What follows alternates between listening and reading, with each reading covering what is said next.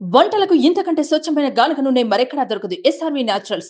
Orders కై screen పై number కి call చేయండి. నమస్తే, వెల్కమ్ టు సుమన్ టీవీ. ఈ రోజు తెల్లవారుజామ 3 గంటలకు సిసిబి జిఆర్ ఫామ్ హౌస్ ని రేడ్ చేసింది. నిన్న రేవ్ పార్టీ అని పర్మిషన్ తీసుకొని డ్రగ్స్ పార్టీ చేశారు. దీంట్లో తెలుగు నటి హేమ కూడా ఉందని చెప్తున్నారు. ఎంతవరకు నిజం ఎంతవరకు అబద్ధం తెలియదు. కానీ హేమ గారు పోస్ట్ వేశారు, నేను ఆంధ్రాలో నా ఫామ్ హౌస్ లో ఉన్నాను అటువంటి ఒక ఫోటో తీసి సోషల్ మీడియాకి వేసింది.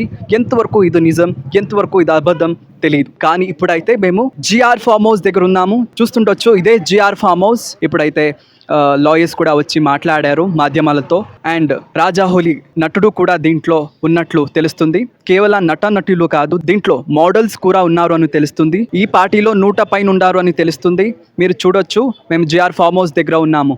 అండ్ అలా అయితే నిన్న రేవ్ పార్టీ అని పర్మిషన్ తీసుకొని డ్రగ్స్ పార్టీ జరిపించాడు. వాసు అనేటువంటి బిల్డర్ నిన్న బర్త్డే ఉంటుంది.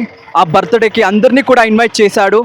కానీ ఆ బర్త్డే పార్టీ కేవలం బర్త్డే పార్టీ కాదు, అది డ్రగ్స్ పార్టీ అని తేలింది. నిన్న ఎవరైనా ఇన్వైట్ చేశారు, ఇన్వైట్కి ఒక కోడ్ కూడా చెప్పాలి.